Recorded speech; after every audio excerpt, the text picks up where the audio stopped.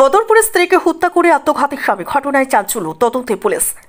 সোমবার সাত সকালে স্বামী স্ত্রীর জোড়া লাশ উদ্ধারের ঘটনায় ব্যাপক চাঞ্চল্য দেখা দিয়েছে বদরপুরের কালাইরবন্দ এলাকায়। বিবাহের 7 দিনের মাথায় হৃদয় বিদারক এই ঘটনায় শোকের ছায়া নেমে আসে গোটা এলাকা জুড়ে। জনগণের সন্দেহ দাম্পত্য জীবনে হতাশা নিয়ে পারিবারিক কলহের জেরে স্ত্রীর গলা কেটে হত্যা করে স্বামী এবং পরে ফাঁসিতে ঝুলে নিজেও আত্মঘাতী হয়। আত্মঘাতের স্বামী রতন পাল, স্ত্রী মাম্পি মালাকার। ঘটনার পর পুলিশ তদন্তে নেমে মৃতদেহ উদ্ধার করে ময়না তদন্তের জন্য প্রেরণ করে। এই কাণ্ডে দুটি পরিবারের লোকজন ভেঙে পড়েছে। ঘটনায় দুই পরিবারের লোক পরস্পরের দিকে অভিযোগের আঙুল তুলছেন। গোটা বিষয়টি গভীরভাবে খতিয়ে দেখছে বদরপুর পুলিশ। আপনি কি তার লাগবেন? আমি তার ছোট বোনের জামাই, আর আমার শাশুড়ি তার ছোট মেয়ে, তার জামাই আসলো, জামাই মারা গেছে। দুইটা বাচ্চা নিয়ে আমি গরিব মানুষ দিকে তার আমি করছি আর গ্রহণ করছি। যাই হোক, আমার স্ত্রী যাইতাম মেয়ে আপনার কি লাগে?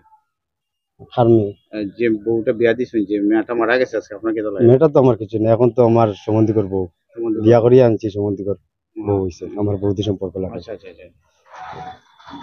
আমার স্ত্রী যাইতে আসলা ওই মুইশাসর, স্ত্রী কেন ট্রেন গিয়ে পাইছেন না, ট্রেন বসে বাড়ি আই গেছেন ওখানে।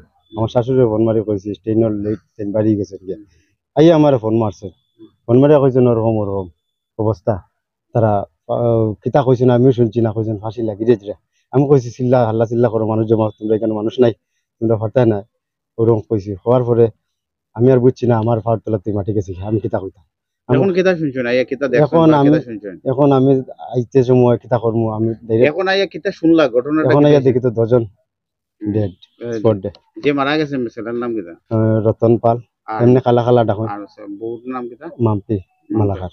কিতা কারণে মারা যেতে পারে আপনার একটা কিতা বুঝেন? এখন এটা তো কইতাম পারি না। 2 দিন আগে একটা জিনিস তোরা একটু পাইছি, পারিবারিক অশান্তি, মানে ছেলে মেয়ে নিয়া তারা কিতা একটু। আমি আবার মেয়ের দিদারেও কইছি, ফোন করছি, তানে কইছি তুমি ওটা সলভ করো, তানে বৌদিও নাই, কিচ্ছু নাই, ওখানেও আমার শেষ। আর তো কালকে আমি ফোন করছি, বাল্লা সুন্দর। পাথারকান্দি থেকে মলয় কুমার দাসের রিপোর্ট, সত্যের খোঁজে 24 ঘন্টা।